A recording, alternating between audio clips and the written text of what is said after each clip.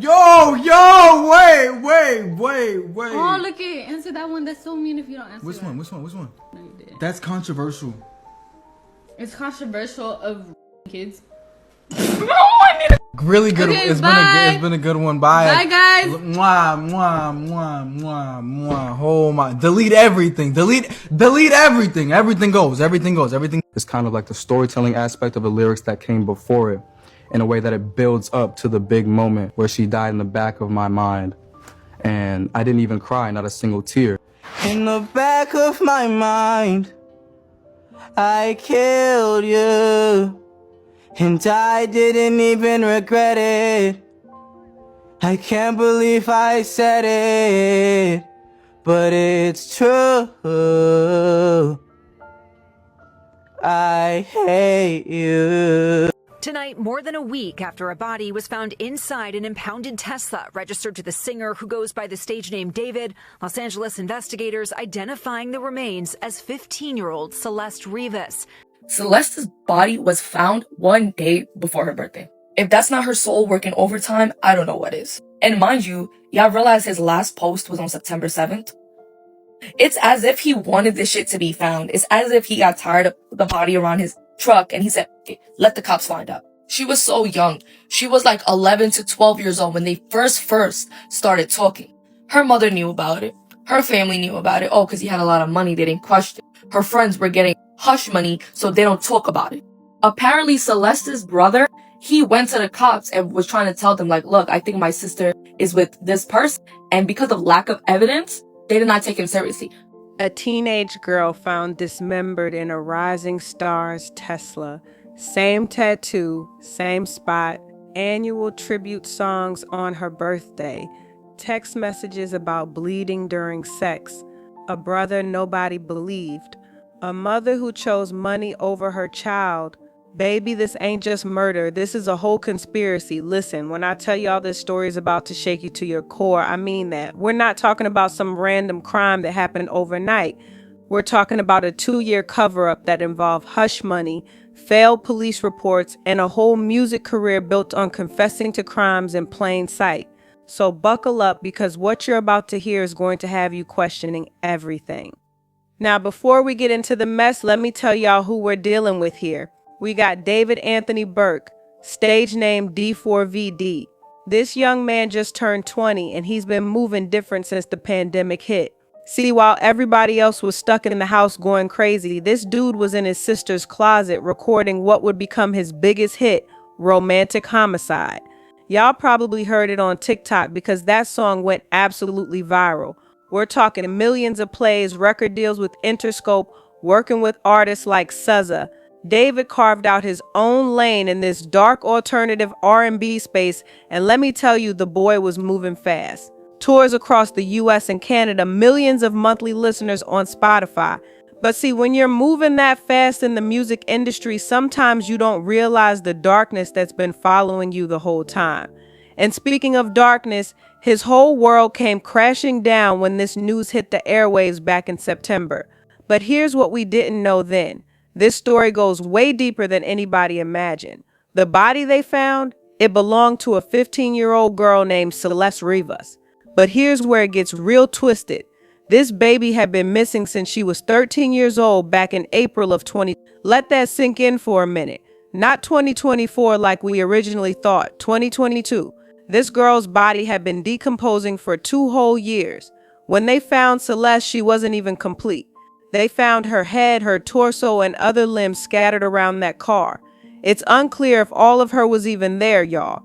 This man dismembered a 13-year-old child and left her in pieces. But what really caught everybody's attention was that tattoo on her right index finger. The word "she" in the exact same spot where David has his own tattoo saying the exact same thing. Now look, I ain't trying to jump to conclusions, but when a dismembered child found in your car shares the same rare tattoo placement and design as you, people gonna notice. And honey, they definitely notice. But wait, it gets worse. Way worse. Celeste's mother spoke to TMZ and told them straight up her daughter had a boyfriend named David. But here's what the mama didn't tell them initially. She knew exactly who this David was. She knew how old her daughter was when this relationship started, and she took money to keep her mouth shut about it. Let me break this down for y'all because this is where it gets disgusting. If Celeste went missing in April 2022 when she was 13 and David is 20 now, that means he was 18 when this child disappeared. An 18-year-old man was in a relationship with a 13-year-old girl, and everybody around them knew it. And when I say everybody knew, I mean everybody. This man was allegedly caught trying to pick Celeste up from school. From school, y'all, a grown man picking up a middle schooler. When people started questioning what was going on, David allegedly tried to pay them off to keep quiet. Moving on to some of the most disturbing evidence that's been circulating online.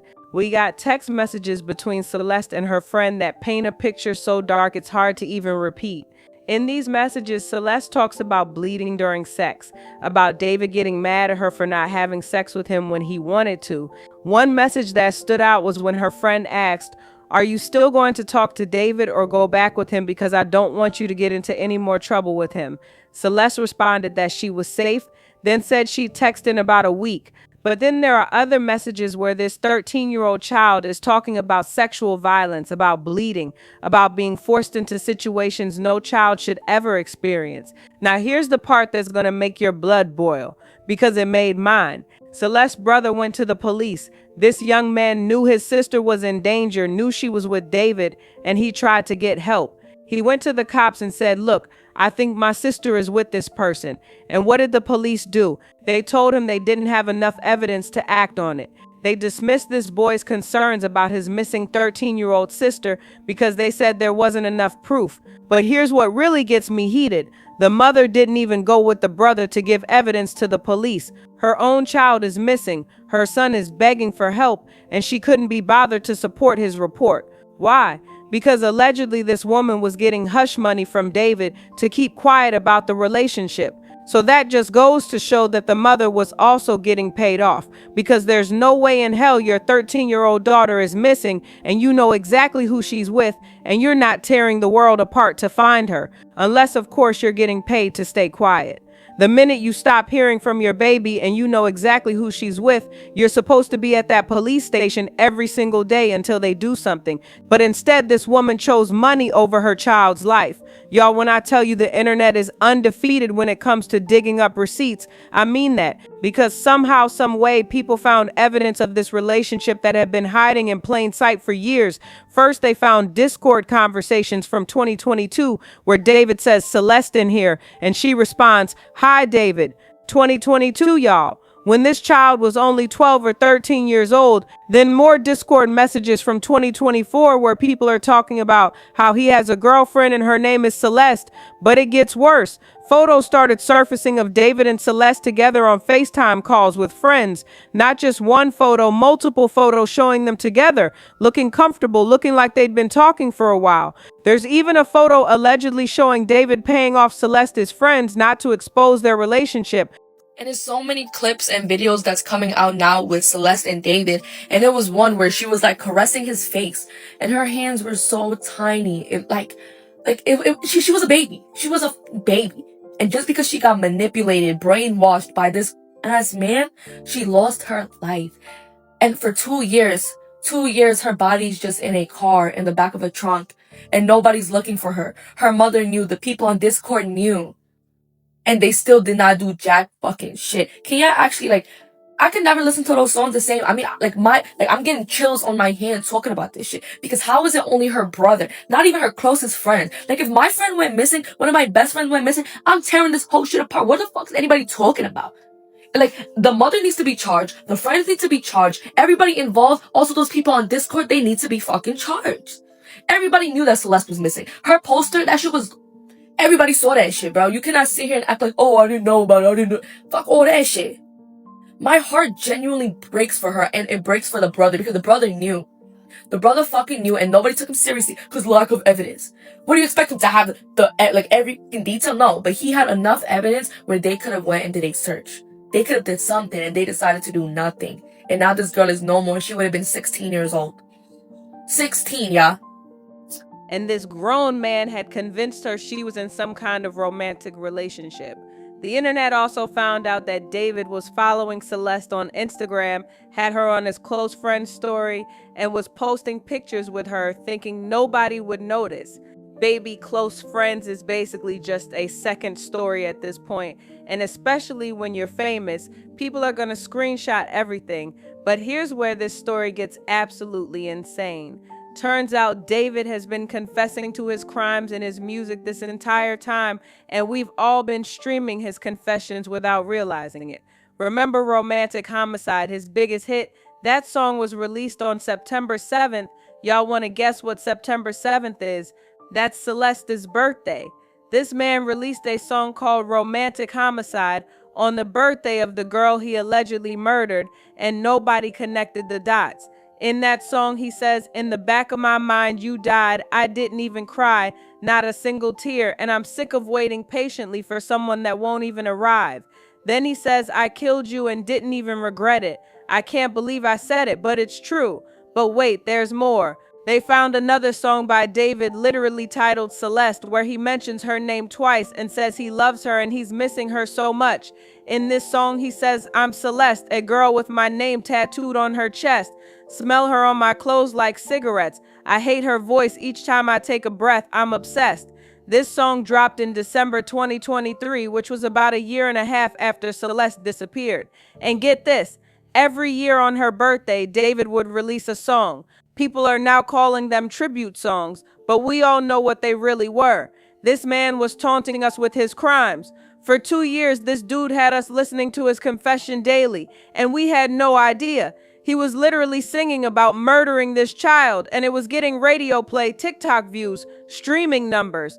Make it make sense. Now here's where this whole situation gets even more twisted, and I need y'all to really pay attention to these dates because they tell a story that's going to make your skin crawl. Celeste went missing in April 2022 when she was 13. David's biggest hit, Romantic Homicide, gets released September 7, 2022, on her birthday, talking about killing someone and not regretting it. Then every single year after that, this man drops another song on September 7th like some sick annual ritual. But here's what really got people's attention. David's last social media post was on September 6, 2024, one day before Celeste's 16th birthday, one day before they found her body. Girl, if that ain't her soul working overtime to get justice, I don't know what is.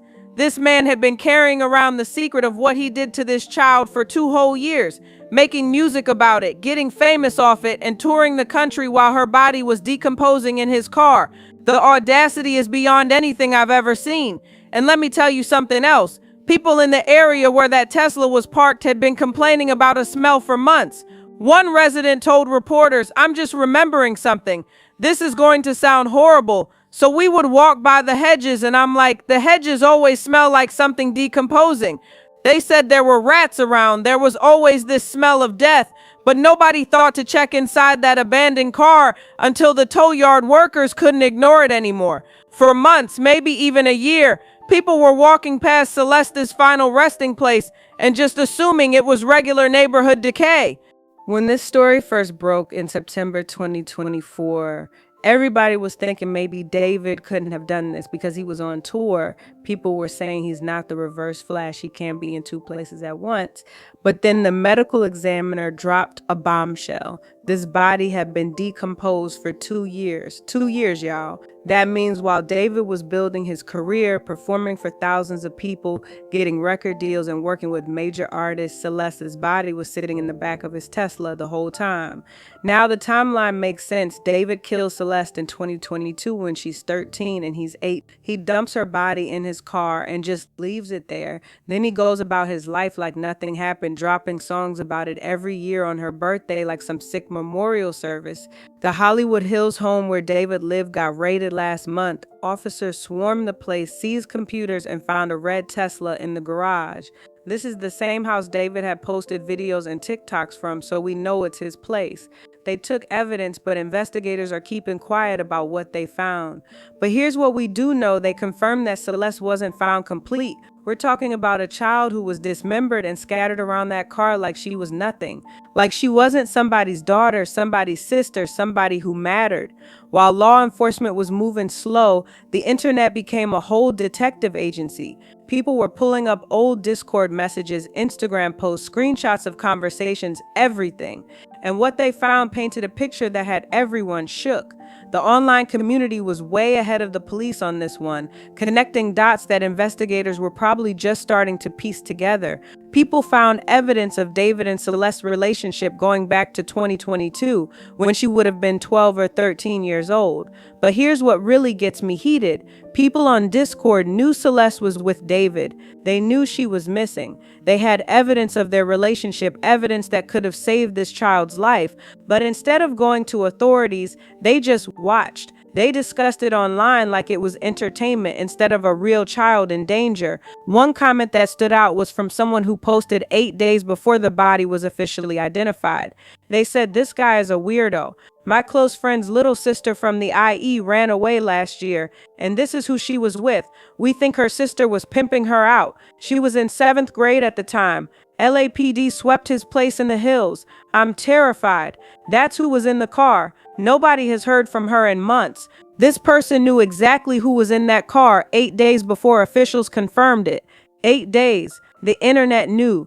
Discord knew. Friends knew. Family knew. Everybody knew except the people who could have actually done something about it. Let me tell you about the one person who actually tried to save Celeste, her brother.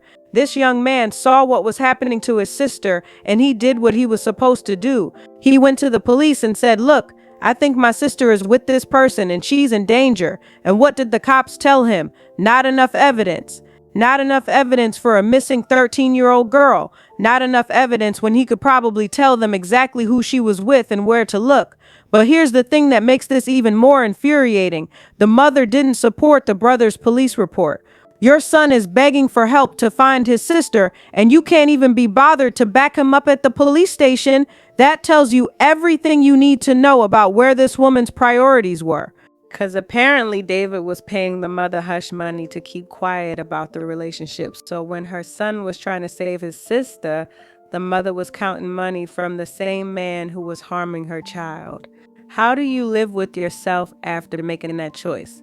The brother was the only one who really cared. Out of everybody, the mother, the friends, the people online, it was only him who went to the authorities trying to get help. He's the only one who treated Celeste like she mattered more than money or reputation. Speaking of people who failed Celeste, let's talk about her so-called friends. These were people who knew she was in an inappropriate relationship with a grown man. They had evidence, they had proof, they could see this child was in danger. And what did they do? They took hush money from David to keep quiet about it. There's allegedly a photo showing David paying off Celeste's friends not to expose their relationship. These people saw a 13-year-old girl being exploited by an 18-year-old man, and instead of protecting her, they got paid to look the other way. Let me tell you something. If my friend went missing, if one of my best friends disappeared, I'm tearing this whole world apart looking for them. I don't care who's offering me money to stay quiet. I don't care what threats are being made. When it comes to protecting someone I care about, money don't mean nothing.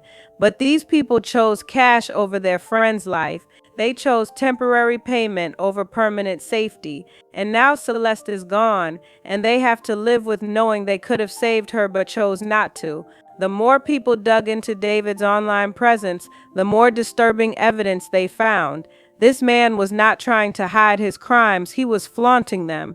Beyond the annual birthday songs, David had been posting about Celeste on his close friend's story on Instagram.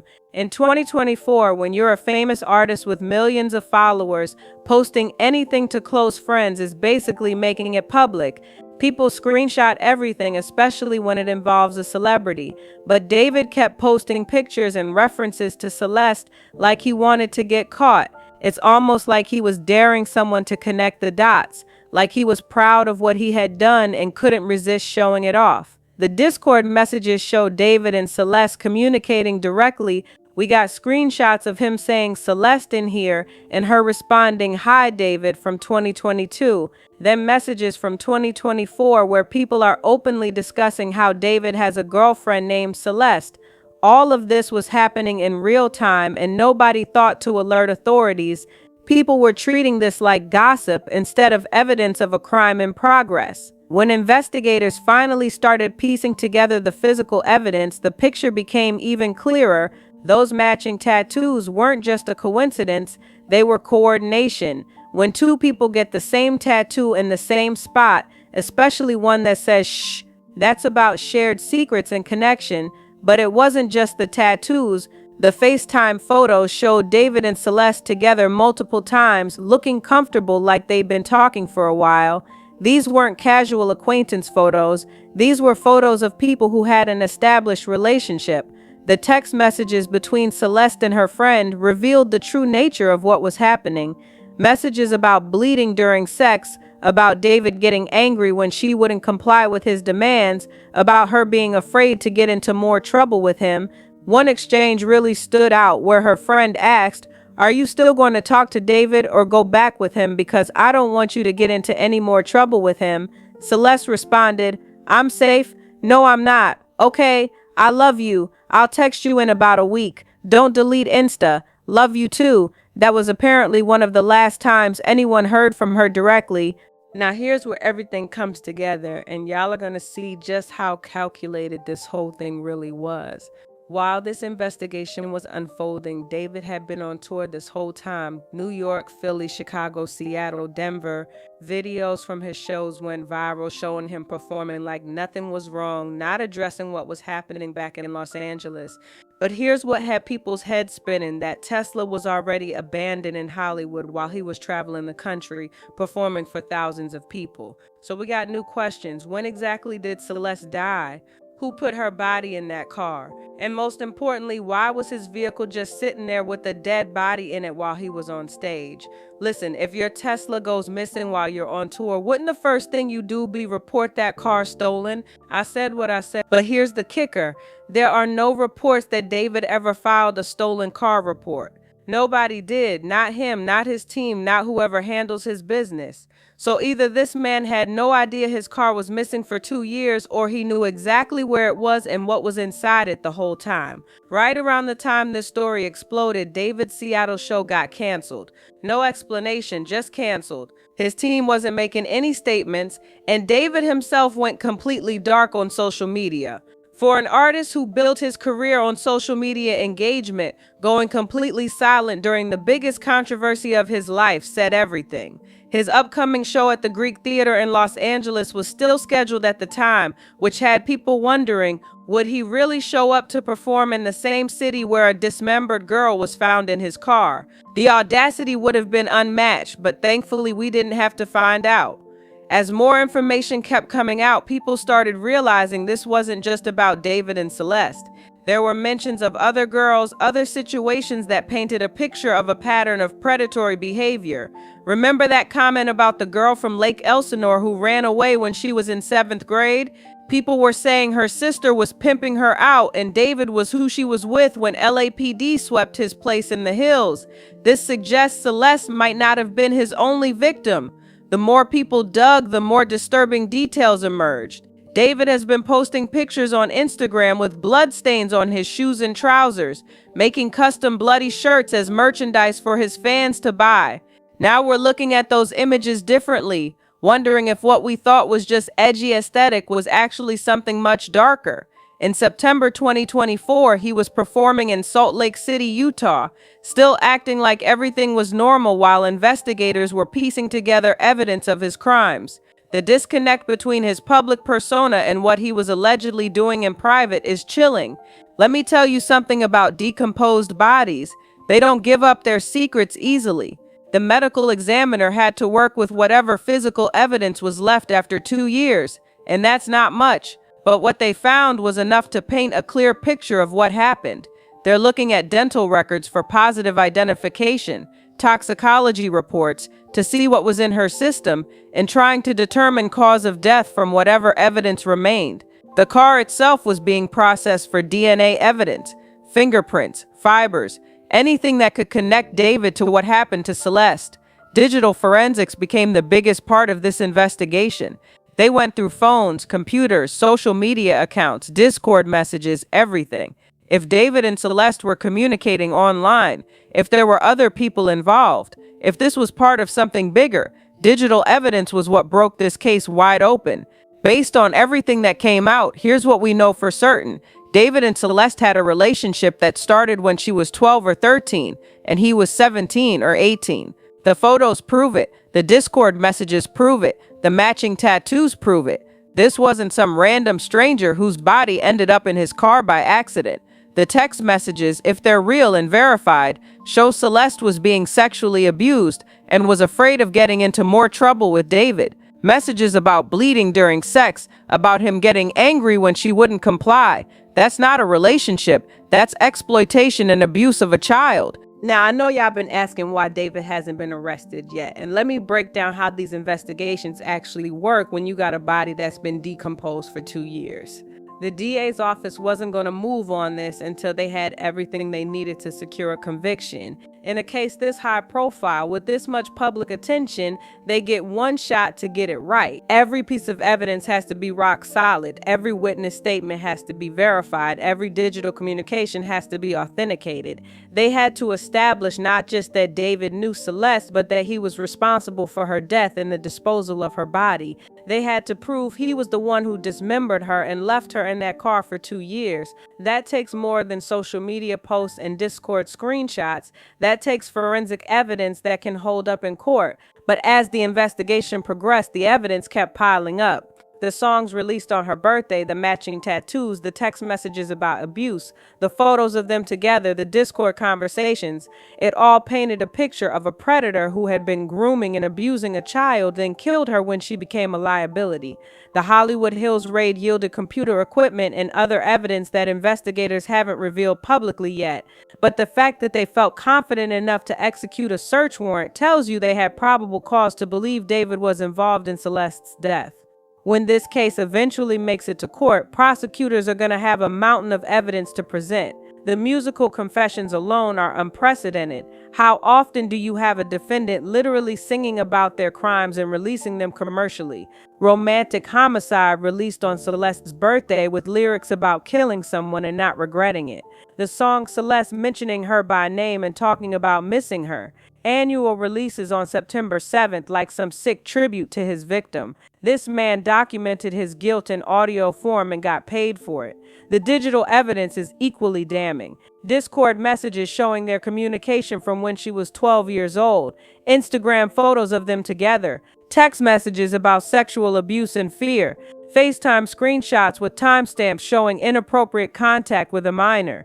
Then you got the physical evidence, matching tattoos that say she in the same spot, suggesting shared secrets and coordination. The fact that her dismembered body was found in his registered vehicle. 2 years of decomposition while he toured the country building his career. The prosecution won't just be arguing that David killed Celeste, they'll be showing a pattern of grooming, abuse, and calculated cover-up that lasted years. At the end of the day, we lost a child who never got to see her 16th birthday. Celeste Rivas will never graduate high school, never go to college, never fall in love with someone her own age, never have the life she deserved. She was robbed of everything by someone who was supposed to be an adult, someone who should have protected her instead of exploiting her. Her family is left with questions and guilt that will never fully heal. How did their baby end up in this situation? Could they have done more to protect her? Why didn't anyone listen when her brother tried to get help? For David, his music career is over regardless of what happens in court. Even if he somehow avoided conviction, the court of public opinion has already made its decision.